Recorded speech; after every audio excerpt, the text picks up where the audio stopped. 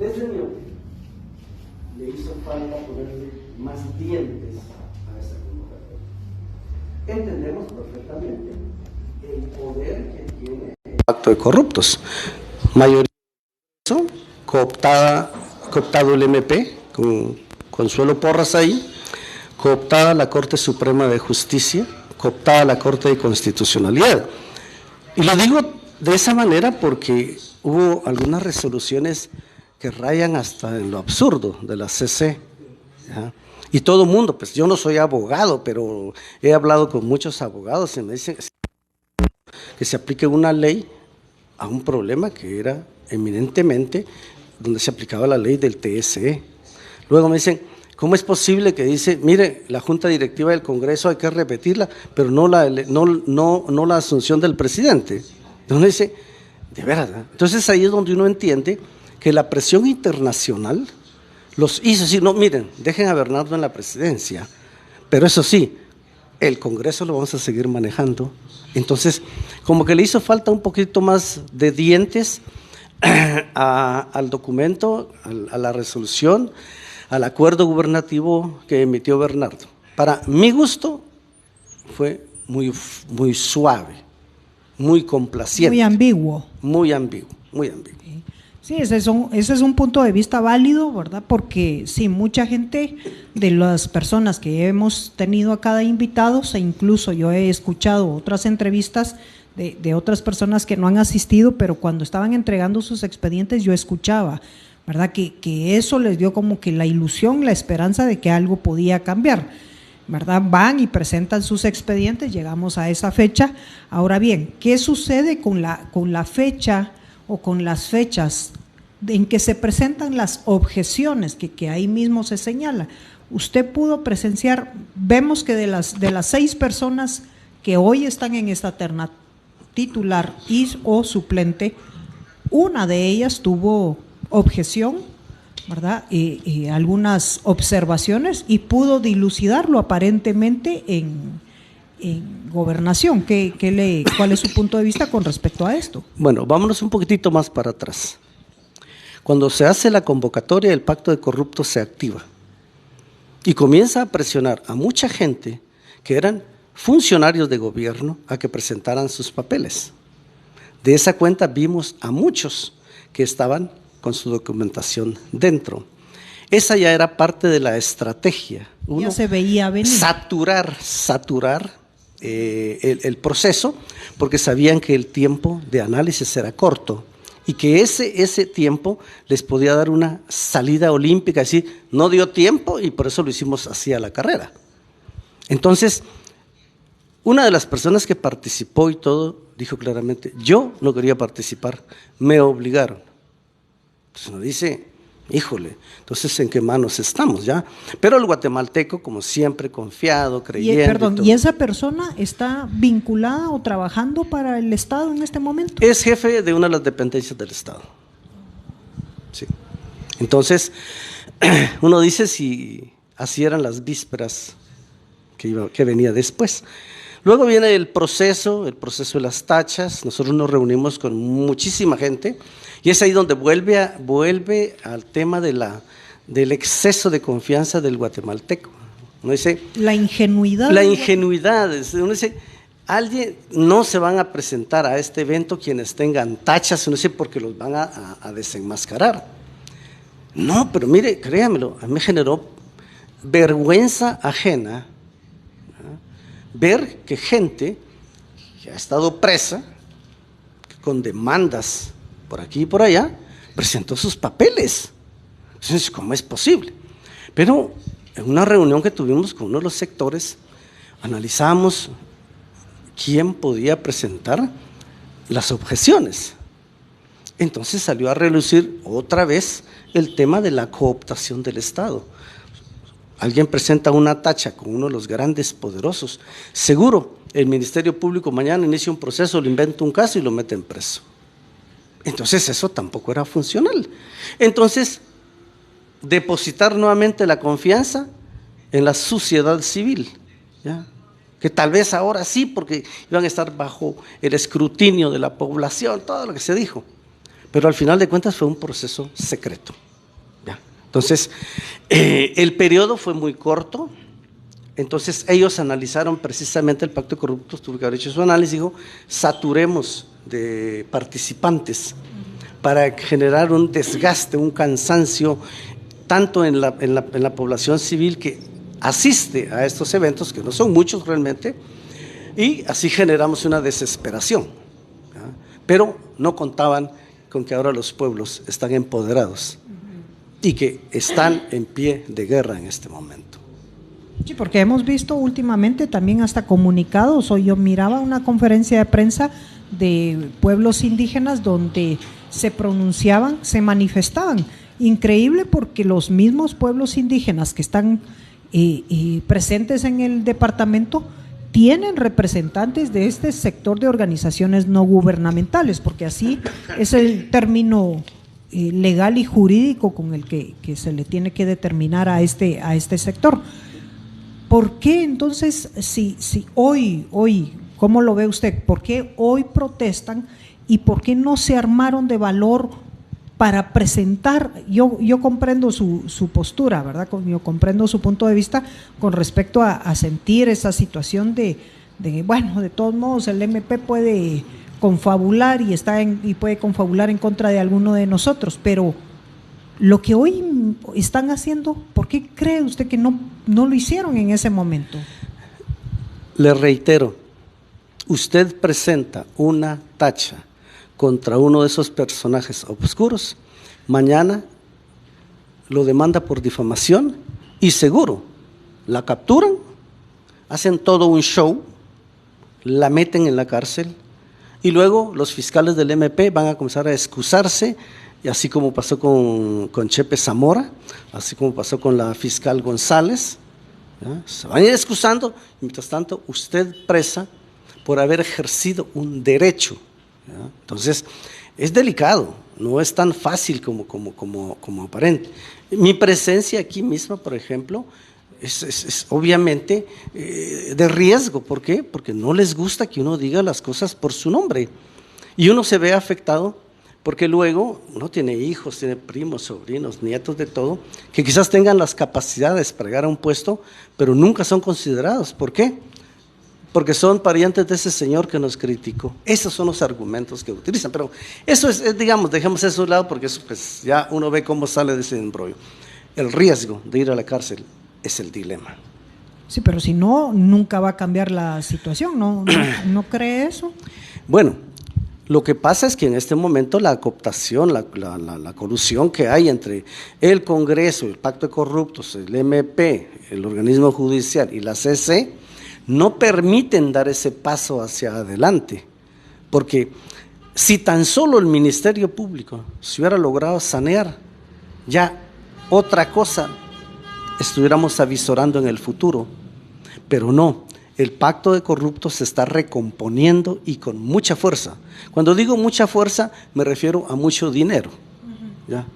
Sí, interesante el punto de vista, porque sí, definitivamente no podemos abstraernos de conocer el actuar del Ministerio Público en la localidad y a nivel nacional, particularmente, pues yo personalmente, quienes conocen saben que pues yo con el Ministerio Público no comulgo. Lamentablemente, ¿verdad? Hubiéramos deseado siempre un Ministerio Público objetivo, imparcial, y efectivamente yo sí conozco personalmente cómo actúan, ¿verdad? Cuando se sirven a intereses oscuros o se sirven a intereses de diputados, ¿verdad? Sí nos pueden hasta ligar a procesos a personas totalmente independientes o totalmente asertivas como… Pero la interrumpo ahí por lo que dijo, es muy interesante. ¿Usted conoce esa forma anómala de trabajar? ¿Ha presentado alguna denuncia? ¿Ha presentado alguna denuncia contra algunos de ellos? Contra varios del Ministerio Público. Conozco hasta los números de teléfono de supervisión del Ministerio Público. He visto la indiferencia que presentan. O sea, yo sí comprendo las situaciones que usted nos está planteando.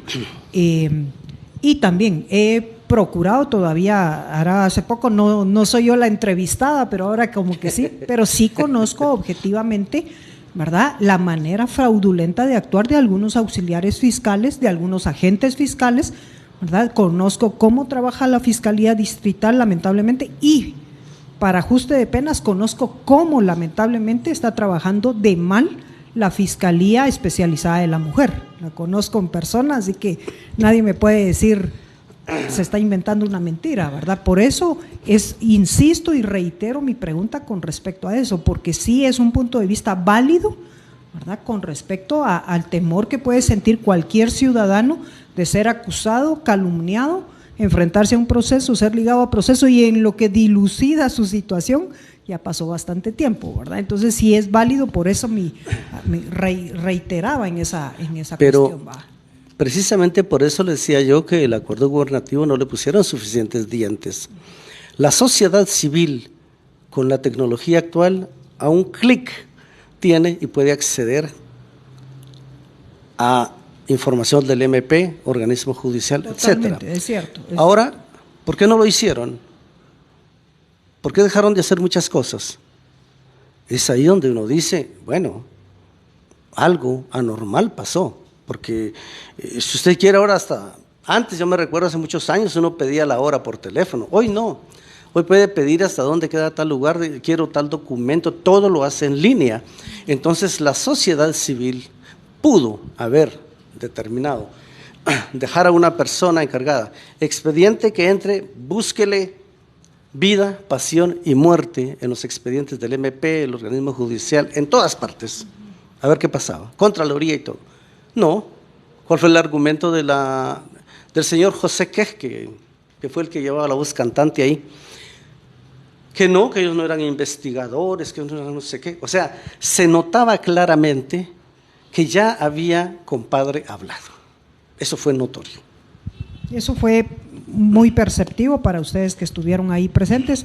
Como muchos de nosotros, lo decía al principio, solo pudimos observar algunas situaciones desde lo que los medios de comunicación presentes pues transmitían. Pues en mi calidad estoy vinculada a ciertos temas sociales como el tema del hospital, entonces, y hablo con todos los miembros del sector de organizaciones no gubernamentales precisamente por eso, que todos estamos en una mesa técnica del hospital, pero no podemos abstraernos de toda esta circunstancia. Ahora, ahora quisiera enfocarme en este famoso sector de organizaciones no gubernamentales, porque ustedes ya lo mencionaban. Ahí mencionaba a José Quej, que es el representante del pueblo Pocomchi dentro de este sector. La gente se ha preguntado cómo llegan, cómo están ahí, la gente se ha pronunciado, no me representan, pero nos representan lamentablemente porque no todos nos pronunciamos, no todos participamos. Tenemos entendido, ¿verdad? Ya algunos amigos han estado publicando en redes, para este octubre vencen algunos en sus plazos de 2 años. ¿Considera usted, cómo haría usted o qué pensaría don Paul, que incentivemos a la población para que participe, para que se involucre y lograr cambiar a estos personajes? Eso precisamente lo anunció Bernardo Arévalo. Dijo que no recuerdo, puede que esté mal, pero no sé si es agosto o septiembre de este año, que se va a hacer una renovación de toda la sociedad civil. ¿Por qué? Hay personajes ahí que están petrificados. Han elegido gobernador los últimos 10, 12 años y siempre han elegido mal, siempre. Hay casos que lloran sangre. Es el caso de los 2 representantes de las universidades, el de la San Carlos, de las universidades privadas. De suerte, no tengo el disgusto de conocerlos, no tengo, de suerte. ¿Cómo explicarse que personas representantes de una universidad que están llamadas por ley, ¿ves? Por ley las universidades están llamadas a educar al pueblo, y resulta que permanecieron callados y de espaldas a la gente que estaba ahí? En ningún momento emitieron un comentario a sabiendas que se estaba violando a doña Constitución, ¿ya? Porque el evento fue secreto y los 2 señores callados. Eso da pena. Da pena también, por ejemplo, que una persona que anteriormente era representante de los trabajadores, ahora aparece representante de la pequeña y mediana empresa. Entonces uno dice, ¿cuáles serán sus ideales? Porque hay que preguntarse eso, ¿no? una representante del pueblo achí, analfabeta, práctica. Luego, hay representantes que se sabe de buena fuente que no levantan actas, sino que van con un abogado, y ese abogado, en un documento privado, dice, sí, hubo una asamblea y él fue nominado representante, y ahí se han ido eternizando. Entonces, nosotros esperamos que de aquí para agosto, septiembre, se haga una convocatoria pública en donde por ley, por norma, deben de estar autoridades de gobernación, medios de comunicación. ¿Para qué? Para dar certeza de que sí hubo una asamblea. En los corrillos donde yo me muevo, es de hazme reír cuando eligieron a una representante de las mujeres, porque el alcalde uno de los alcaldes de Chamelco llama a un grupo de mujeres a un almuerzo, y usted sabe que la necesidad de la población es tanta que si le ofrecen un almuerzo y que le van a arreglar una olla, van. ¿Por qué? Porque hay necesidad, hay hambre en este departamento. ¿Y qué pasó? Cuando ya estaban almorzando, les habían entregado sus premios y todo, resulta que en ese momento le dice, miren compañeros, aprovechando que están aquí, vamos a elegir a nuestra representante, y no fueron convocados para ese fin. Y así fue como llegó una de las personas ahí. Entonces, ese caso es repetitivo, ¿ya? Hasta donde nosotros sabemos, solo hubo 2 personas, 2 votos hubo nada más, que fueron más concienzudos. ¿De quiénes habrán sido? No le puedo decir porque no tengo autorizado decir, pero 2 bien. votos. Pero hay un tema aquí que quiero todavía tocar. La actitud misógina de ese grupo. ¿Cómo se explica usted, por ejemplo, que hay 11 votos de pueblos mayablantes? Solamente los 2 de la universidad creo que no son indígenas, de ahí todos. Y no incluyeron a ni una sola mujer.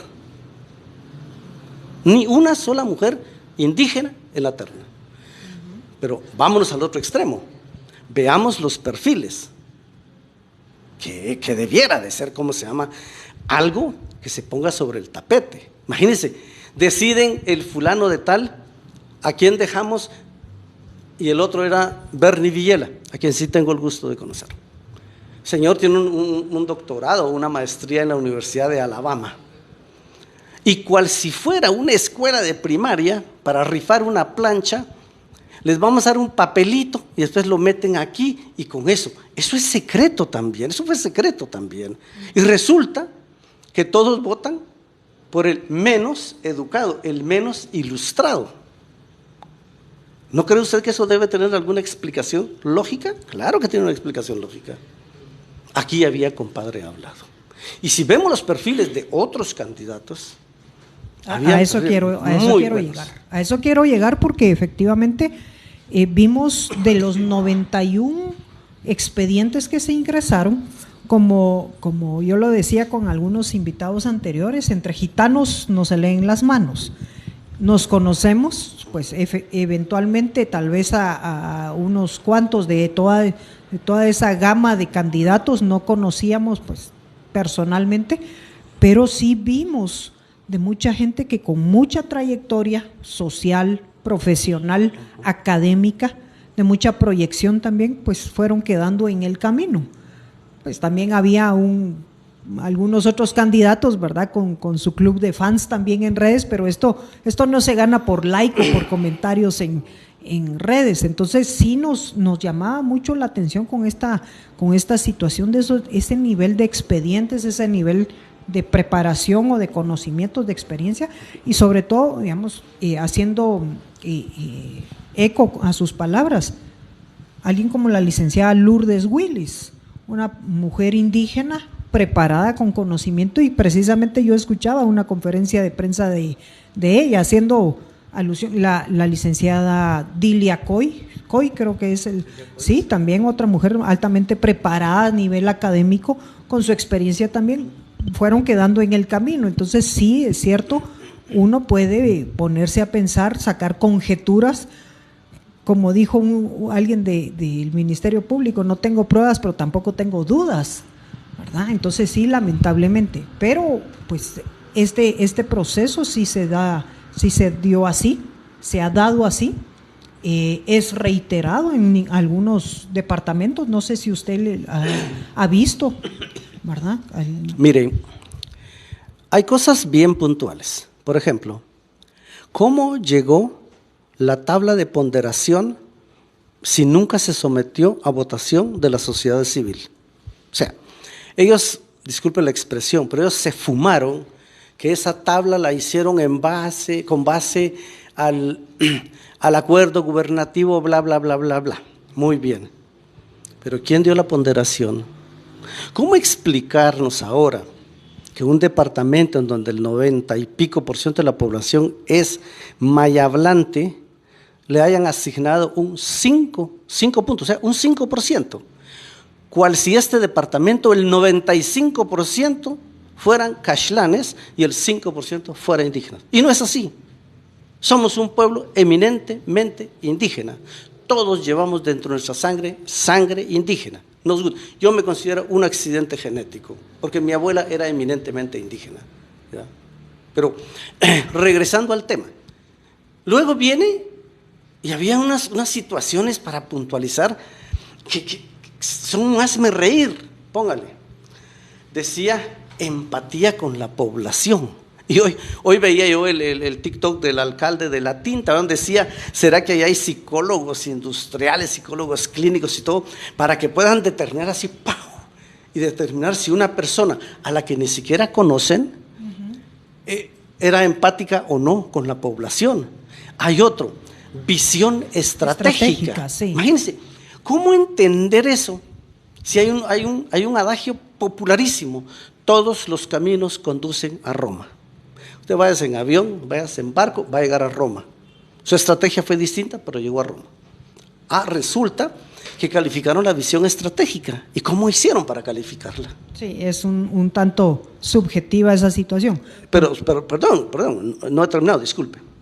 Y esos ítems, que eran muy subjetivos de calificar, representaban 60, no recuerdo si eran 60 o 65 puntos. Y había instrucción de que en eso, que era algo subjetivo, calificaran mal, primero, a las mujeres indígenas. Por eso no ve usted en la terna ninguna mujer indígena, porque hubo una actitud misógina dentro de los mismos indígenas, ¿ya? Eso sí da pena, eso llora sangre, ¿ya? Por eso estamos consternados, estamos indignados, porque ¿cómo es posible que hayan desvalorizado a las mujeres? Eso sí es una pena. Vamos a ir a un momentito, un corte comercial, pero nos quedamos ahí para que podamos seguir abordando el tema. Continuamos en redes sociales porque pues en redes no tenemos cortes comerciales. Con respecto a por qué ninguna mujer indígena fue elegida dentro de la terna, tanto titular como suplente, cuando llenaban todos los requisitos y las precondiciones que se había puesto. Ahora bien, dentro de este acuerdo gubernativo, el señor presidente fue quien señala estos nuevos ítems. Sí, yo en algún momento leí, una de las cuestiones que se solicitaban también ahí era, pues eso precisamente, que contara con visión estratégica, sí, mayormente, y decía preferiblemente que manejara algún idioma de la región, ¿verdad? Definitivamente no todos pudimos tener acceso a poder aprender el idioma y que lo domináramos, ¿verdad? Un par de palabras en quechí podemos algunos, otros pueden un poco en chi, y ahora pues también hay una representación hasta del pueblo achí dentro del sistema de consejos de desarrollo. ¿Qué hacemos en ese sentido? Porque la molestia de los grupos indígenas es tanta, ¿verdad? Como yo reiteraba, escuchaba hoy la conferencia de prensa que daban algunos pueblos indígenas respaldando a la licenciada Lourdes Willis, ¿verdad? Hemos leído algunos otros comunicados, lamentablemente, que no calzan firma y sello de organizaciones o de estructuras legalmente establecidas. O, como yo siempre he dicho, no importa si usted tiene o no tiene una organización legalmente establecida. Usted como vecino, como ciudadano, tiene todo el derecho de manifestar su opinión. Gracias, volvemos nuevamente, ¿verdad? Con nuestros televidentes, les agradecemos a ustedes su comprensión. Manejamos tanto el canal de cable Cobán como las redes sociales de Verapaz Televisión, entonces en algunos aspectos, pues en algún momento en alguno de los medios tenemos que hacer un pequeño corte comercial y continuamos. Estábamos hablando con el señor Paul Tarot acerca de estos ítems y esta calificación, esta tabla de gradación que estableció el sector de organizaciones no gubernamentales para evaluar los expedientes. Lo que sí es cierto, y no sé si usted estaba en ese momento cuando la ingeniera Alejandra Pivaral les hace un llamado a la conciencia del sector de organizaciones no gubernamentales que calificaran de la misma manera, ¿verdad? Porque en las primeras etapas calificaron unos aspectos y ya en la tercera o cuarta, donde ya convenía, como que fueron aflojando o a su conveniencia ya no abordaban la misma situación. Por poner un ejemplo, una de las personas que estaba inconforme era el señor exalcalde de San Pedro Carchada, Winter Koch, a quien pues descalificaron, por llamarlo de alguna manera, en la segunda etapa, si no estoy mal, y él apelaba y argumentaba de que el tener pues su bachillerato por madurez, si no estoy mal, no era un impedimento para poder acceder al puesto de gobernador, al cargo de gobernador. Pero cómo, no sé si usted estaba en ese momento, don Paul, cuando decían eso, ¿qué punto de vista tienen con respecto a esto? Vamos a partirlo en dos. Primero vamos a hablar del otro tema y luego vamos a hablar de Winter Koch. Los ítems, es cierto, el gobierno los dio. Sí, están pero en el acuerdo. La tabla de degradación ellos la hicieron y ellos la ponderaron. Y no la hizo la sociedad civil, porque si la sociedad civil la hubiera hecho, ellos lo hubieran sometido a votación ahí. Esa les fue impuesta por alguien externo, ¿ya? Porque ellos días antes habían lanzado la tabla. Y esa, obviamente, ¿cómo es que sin estar integrado el Pleno ya tenían una tabla? Y no estaban integrados, estaban en un proceso de, y ya tenían su tabla. Entonces, ¿quién la votó? ¿Cuándo la votaron? ¿En dónde la votaron? Ellos también no midieron las secuelas de lo que decían.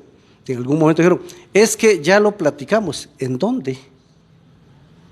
¿Por qué? Porque eso todo debía de haber sido dentro y en la sede del Consejo de Desarrollo. Entonces, ¿qué quiere decir?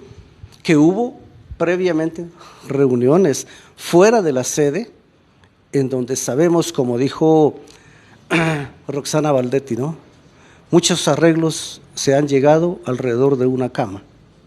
Eso lo dijo Roxana Valdetti, refiriéndose a que en algunos hoteles se reúnen para hacer ese tipo de negocios sucios, ¿ya? Sí. Bueno. Ahora vamos a hablar de Winter Koch.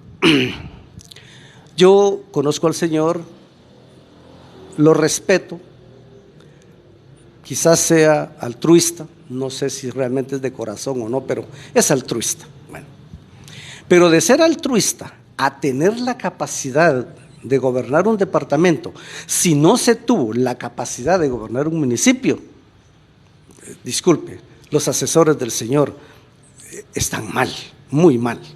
Que porque tiene un hijo diputado, también, desgraciadamente, es ahí donde las cosas no siguen una lógica, ¿verdad? Para ser diputado solo se necesita hacer 18 años, aunque no haya ido a la escuela, solo que sepa firmar. Ya hubo un caso en Guatemala. Entonces, hace muchos años, hubo un caso de un señor que ahí mismo, ya sabe leer y escribir, lo pusieron, se tardó como 10 minutos en poner su nombre. Sí sabe leer y escribir, si yo siento diputado. Lo mataron a los pocos meses, imagínense. Bueno, eso hacía muchos años. Lo que le quiero decir es de que el señor Winter puede que sea muy altruista, que ayude a la gente, que haga esto, lo otro, aquello, que sea popular dentro de la misma gente del campo, porque la gente del campo tiene esa debilidad y no es culpa de ellos. Ahí tendríamos que hablar de la calidad educativa. ¿Será que los maestros han hablado de la verdadera historia de este país? No. Le siguen Sus hablando sindicatos no los dejan hablar. Le siguen hablando de Tecumán, y que el quetzal, que el pecho rojo. Tonteras realmente, ¿no? No. El día en que toda la población tenga acceso a la información, tenga acceso a medios de comunicación, porque van a tener energía, porque los servicios de internet son accesibles, porque va a haber servicio gratuito de internet en las escuelas, entonces la gente va a ser analítica. En este momento no es analítica, es impulsiva. ¿Por qué? Es que Winter es bueno, y los de Catún, no, Catún es el bueno. Y créame, ninguno de los dos creo que da la suficiente talla como para sacar adelante a este municipio, porque los índices de Carchá son terribles también. Si los de Alta Verapaz son malos, los de Carchá creo que somos, dentro de Alta Verapaz creo que somos el 5º o 6º municipio. Pero ¿cómo poder hacerle ver esa situación a todos? Porque yo he visto, ¿verdad? Cuando han manifestado algún tema de gobernación, se desata una red de net center en apoyo al señor Winter-Koch, pero como lo decíamos al principio, aquí no se gana por likes ni no se gana por quién tiene más comentarios a favor. ¿Cómo hacer comprender a esta gente que se necesita una persona con más capacidad? Y tal vez para eso me gustaría citar, le pedí la autorización a un gran amigo, porque me pareció un comentario muy acertado, muy certero. Yo pues le mando un gran saludo a un amigo, a Daniel Alarcón. Yo leía un comentario muy objetivo. A mí me gusta la experiencia que ha adquirido Daniel Alarcón porque realmente es un patojo cobanero que se ha fogueado, que ha ido creciendo y tiene muchísima experiencia también en temas de administración pública. Y yo le pedía hoy autorización para poder leer su comentario, y gracias a Dios pues sí me autorizó. Y me gustaría que le pusieran un poquito de atención a esto, y si él pudiera poner ese comentario en público, porque ahorita estoy viendo que sí está solo para Alta Verapaz se merece un gobernador que, más allá de su profesionalismo y experiencia en la administración pública, tenga la capacidad intelectual de dirigir los recursos públicos del departamento en función del aprovechamiento de las potencialidades y la solución de las principales necesidades correspondientes a la caracterización de sus territorios. Una coordinación verdaderamente estratégica entre los recursos del gobierno central y los recursos municipales podría ser el punto de partida de una gestión enfocada hacia la generación de valor público. Y pues a mí me pareció un punto de vista excelente, objetivo sobre todo, y que valía la pena mencionar. Como les digo, le agradezco, Daniel, gracias, te envío un fraternal saludo ahí a don Luis Alarcón, su papá también, ¿verdad? Aquí una persona que yo sí particularmente he admirado mucho también, que ha bregado en este tema de la administración pública. Don Paul, ¿qué piensa de este comentario?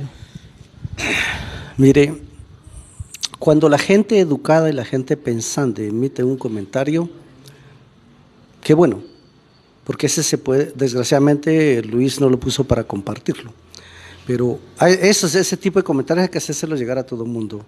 Ahora, con respecto a los otros comentarios, usted sabe que la ignorancia es atrevida. Sí. Ese es uno de los grandes problemas de acá. O sea, aquí no entienden, por ejemplo, que, y eso no viene de ahora, viene de muchos años atrás, cuando creían de que como yo tengo una ferretería soy capaz de gobernar el municipio. No, es que la administración pública es una cosa y la administración es otra, ante toda administración de un negocio privado. Claro, en este caso el gobierno está buscando personas con experiencia y con capacidades gerenciales para tratar de comenzar a recuperar los 50 años perdidos que llevamos con todos estos desmanes que nos han hecho los de la sociedad civil. Pero si todos los profesionales decidieran participar, ¿ya?, entonces las cosas cambiarían.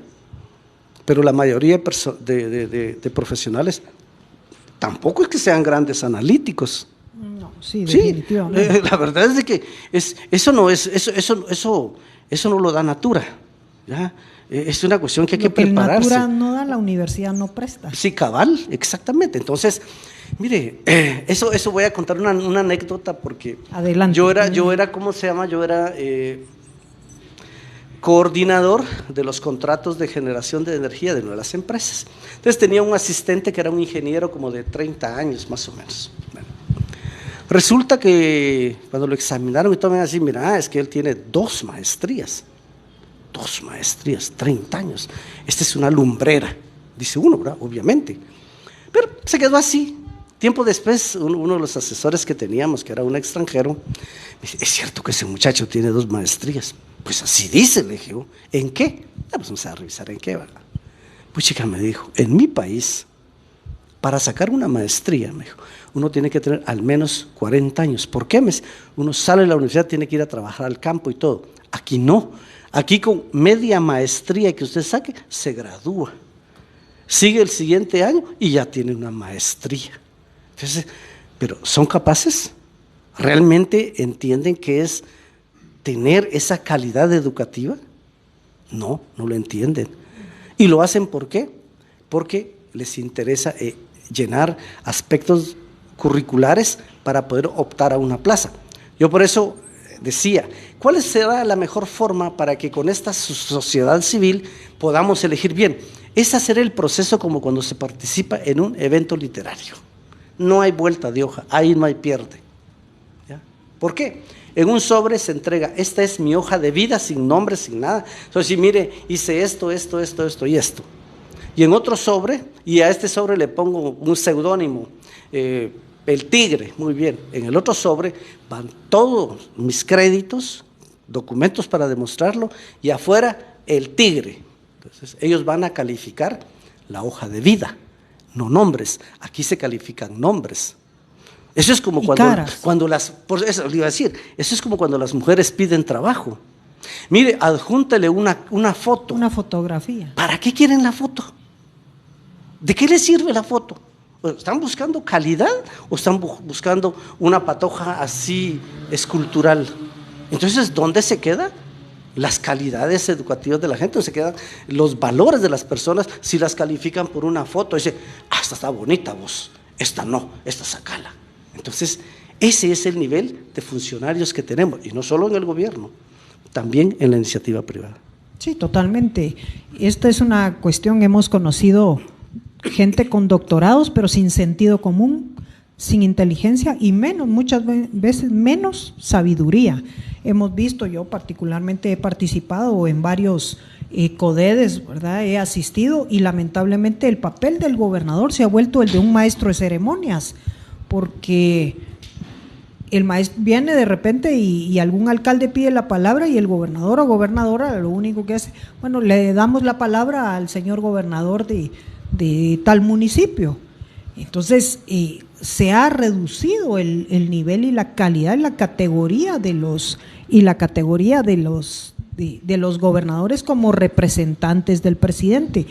El papel articulador del gobernador o de la gobernadora se ha perdido, y sobre todo quiero hacer mención de algo muy certero que las organizaciones gubernamentales señalaban. En algún momento en esta gobernación departamental que ya está llegando a término, hasta se ha censurado a las organizaciones gubernamentales, con incidencia de los diputados distritales, de que no hable, no diga, no opine. Ese es un consejo de desarrollo de cuerpo presente, les digo yo, que solo llegan, están ahí, mas no participan activamente como debiera de ser el sistema de consejos de desarrollo, que viene del 2002 y cuyo objetivo y el fin primordial de la ley era darle esa participación ciudadana a toda la población, que pues en algún momento los COCODES asumimos o llegamos al COMUDE, y los COMUDES, el presidente del COMUDE, que son los alcaldes, van al CODEDE y llevan la voz cantante de los COCODES. Pero ¿qué podemos hacer? Uno de los ítems que ponía el señor presidente Bernardo Arévalo era que los postulantes o quien fuera a asumir el cargo de gobernador o gobernadora apoyara la participación ciudadana. ¿Qué podemos esperar de un gobernador o gobernadora que censura tanto a sus organizaciones gubernamentales y cuanto más a la población? ¿Qué piensa de esto, don Paul? Es porque no sabemos vivir en democracia. Cuando se aprende a vivir en democracia, a uno le pueden decir tal o cual cosa, y uno tiene que venir y responder con altura, con educación. Pero más, si uno está equivocado, hay que aceptar que está equivocado. Pero voy a regresar un poquitito más atrás de la conversación, ¿no? Cuando hablábamos de los profesionales, fíjese que estamos en 2024, ya no, la paz se firmó en 1998, creo, por ahí. Bueno, ¿cómo me puede explicar usted que hay profesionales que todavía siguen con ese tema metido en la cabeza, comunistas, etcétera, etcétera? Y ahora nos da risa, pues, porque yo estuve en los bloqueos aquí de la Marimba y puedo decir, con toda la solvencia del caso, que estábamos preparados para una discusión, pero no con gente armada, porque el artículo 45 de la Constitución permite ese tipo de actividades cuando se están violentando este librito feo, la Constitución, el artículo 45, que no se les olvide, es 10 artículos después del artículo 35, que es el de la libre expresión. En ese artículo permite la resistencia pacífica del pueblo. Y nosotros dijimos, discutámoslo. Pero no, llegaron con ínfulas de grandeza, pistolas con unos tolvas de este tamaño, y en fin, cosas así, ¿verdad? Entonces uno dice, lástima, porque la gente no sabe vivir en democracia. Que entendíamos perfectamente que se veían afectados y todo lo entendíamos, y permitíamos que pasara mucha gente y todo, porque también sabíamos de lo que implicaba no dejar pasar nada, pero, ¿qué nos salió más caro? Nos salió más caro haber dejado los bloqueos, porque mire lo que tenemos ahora. Y que conste que hay un 5% de ese presupuesto del CODEDE, que son mal contados 12 millones. ¿Quién va a estar tras esos 12 millones de la sociedad civil? ¿Usted cree que ese es un atractivo fuerte para que sigan ahí, que permanezcan ahí y sigan con ese interés de estar ahí? Claro, si ese ha sido el interés de los últimos años. Imagínense, quien ha estado ahí los últimos 8 años, solo por poner 8 años, póngale 10 millones, 80 millones han manejado esa sociedad civil. Y el principio con el que fue creado, ese 5%, al principio era muy bueno. Fue en el periodo de Carlos Euler. Ese 5% era para educación y capacitación. ¿En qué momento le dieron vuelta y era para obra gris? No sé, pregunte qué obras han hecho. Pregunte qué obras han hecho con ese 5% y se dará cuenta que, ¿será que ayudó en algo a mejorar nuestros índices de pobreza? No. ¿Por qué? Porque van con un alcalde y dicen, mira, ¿qué crees que te hagamos? Tenemos aquí 10, 12 millones, hágame tal cosa, pero mira, no tienes que dar tanto. Se van con otro alcalde, mira, ¿cuánto nos das? ¿Les dan más? No, entonces se van para ahí. Después el otro se queda, ¿qué pasó, muchacha? No, es que allá nos dieron más comisión. ¿Sí, no? El exalcalde de Santa Cruz le pasó eso. Una obra, hay que ir a revisar el historial en gobernación para ver. Le ofrecen una obra y como la comisión no era tan atractiva, se fueron a otro lado y ahí sí les dieron la comisión y ahí está. Entonces, son obras que son infuncionales, que no están atacando los problemas de fondo de este departamento. Salud, educación, vías de acceso. Y hay gente todavía profesional que sigue con esa cosa en la cabeza de que comunistas y peyorativamente tratan al indígena de indio comunista, indio igualado, indio sucio, indio bruto. Imagínense, y son profesionales universitarios. Y lo peor, son de la San Carlos. Imagínense, que otrora fue una de las universidades que creó unos liderazgos que todos están cargando tierra, por supuesto, ¿no? Pero unos liderazgos que valía la pena y quitarse el sombrero cuando uno los veía. Pero esos profesionales, imagínense, todavía tienen metido en la cabeza que el comunismo. Y decían de Bernardo, que va a casar hombre con hombre, que les va a cerrar la tienda, que les va a quitar la cosecha, que esto, que el otro. Y ahora resulta que esos mismos que criticaban a Bernardo, hoy quieren ser su representante personal, porque el gobernador es representante personal del presidente. Ese es un punto de vista que a mí me han mencionado mucho varias personas, que inclusive a nivel de familia, mi mamá me cuestionaba, ¿verdad? Me decía y me hacía esa observación. ¿Por qué una persona que atacó o que en algún momento fue su contrincante político partidista hoy quiere ser el representante del presidente? Cabalmente lo que usted exteriorizaba. Es porque la gente no tiene principios ni valores. Y estoy seguro que estos personajes en algún momento de su vida los operaron y les extirparon la glándula de la vergüenza. Porque no tienen el mínimo sentido común lo que dicen. Imagínense, que va a casar hombre con hombre. Y ahora están ahí queriendo ser los representantes personales. Decían que era gay. Y ahora quieren ser representantes de un gay. Pero cuando Yamatei se supo que era gay, no tengo nada en contra del gremio de los gays. Sí, tienen derechos y todo, como cualquier ciudadano. ¿Será que alguien alzó la voz? Imagínense, hay un sector recalcitrante todavía dentro del ejército, ¿no? Que sigue viendo micos aparejados por todas partes. Y tengo muchos amigos militares que en una ocasión me dicen uno, es que este es un gay que va a casar hombre con hombre, mujer con mujer. Y lo escuché. Al finalizar le dije, ¿y alzaste tu voz cuando te enteraste que tu comandante general del ejército era gay? Hoy sí me jodiste vos, me dijo. Y ya no siguió la plática. Entonces tenemos no dos caras, una colección de caras, una para cada ocasión.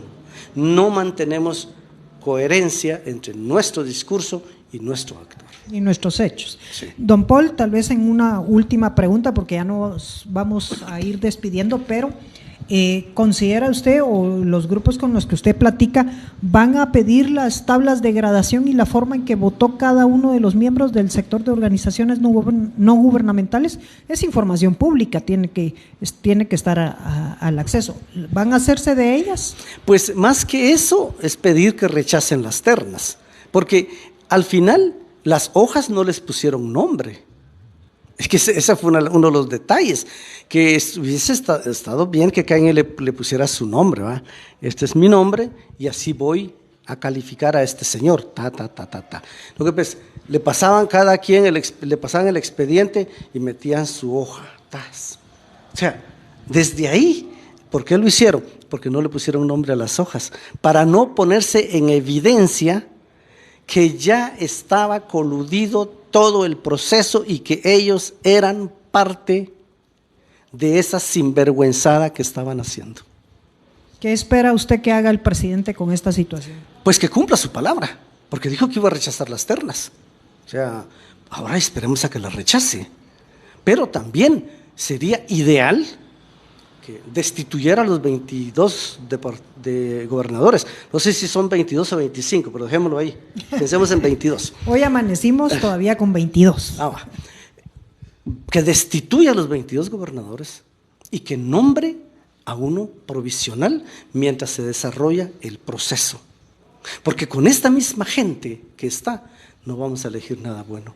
Regresan y vuelven a elegir 6 corruptos.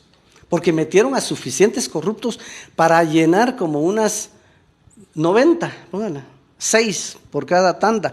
Tendría que haber un rechazo del Ejecutivo 10, 15 veces para que quedara tal vez alguna persona idónea. Y había personas idóneas. De Carchá habían 2 personas con un perfil excelente, de Cobán habían de Tactic, que uno dice, señores, gente con carácter, con personalidad, que han trabajado, que se han identificado con los pueblos, etcétera, etcétera. Pero resulta que no tienen empatía con el pueblo. Ahí fue el tiro de gracia para el proceso. Como que realmente quien no ha tenido empatía ha sido realmente el sector de organizaciones no gubernamentales. Una de las cuestiones que yo le escuchaba en algún momento decir que a quienes debimos haberle puesto, decía usted, las tachas era a estos electores. Bueno, aprovechando que quedan pocos minutos, sí, todavía y voy a mencionar un nombre porque es el más notorio, ¿no? José Queja. Él ha tenido contratos con el Ministerio de Cultura, tiene un contrato con, con la CESAN, yo me dediqué a buscarlo, tiene un contrato con la CESAN 029, y formó parte de una comisión del gobierno, no sé si fue de Jimmy Morales o de Yamatei, a Naciones Unidas, en donde su participación solamente fue que lo vieran con su sombrerito para que la comunidad internacional dijera, ese gobierno es inclusivo, ahí está el pueblo indígena representado, ahí aparece con su sombrerito, como que si no matara un pájaro. Ahora, para mí, debieran todos de declinar su participación en aras de hacer un mejor proceso al rechazar las ternas y que voten los delegados suplentes. Ojalá, porque vimos que tampoco los suplentes pues dan la talla, ¿no?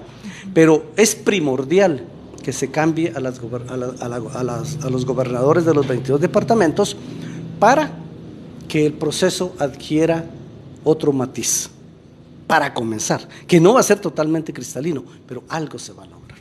Bueno, esperemos que sí, don Paul, muchísimas gracias por habernos acompañado, estamos llegando al final, realmente fue una de las personas que estuvo presente, testigo presencial y ocular de este proceso, nos deja con muchas aristas, por decirlo de alguna forma, algunas observaciones muy válidas y objetivas para ir viendo cómo se logra este cambio, esta transformación tanto de la elección de terna para gobernador o gobernadora, pero que también le ponemos un poco más de atención a las elecciones de este sector de organizaciones no gubernamentales. Estimado vecino, estimado ciudadano, le animamos a que esté atento, a que participe. Si usted es micro, pequeño, mediano empresario, participe a la hora de escoger a su representante. Si usted forma parte de cooperativas, esté atento a cuando sus cooperativas o la cooperativa de donde usted es socio vaya a participar también en la elección del representante de cooperativas. El sector de mujeres, por favor, también estén atentas a cuando sus agrupaciones puedan participar para elegir una representante legal y legítima del sector de mujeres al que pertenecemos, y así sucesivamente. Por favor, estimado vecino, estimado ciudadano, ilústrese, estudie, busque, lea, sea analítico, como decía don Paul, ¿verdad? Y trate de dilucidar quién le dice la verdad, quién le dice mentiras. Don Paul, algunas últimas palabras ya para despedirse. 30 segundos. Agradezco a las personas que me preguntaron, que iban a mi casa a preguntar si yo iba a participar para gobernador. Siempre fui tajante, no voy a participar para gobernador. ¿Por qué?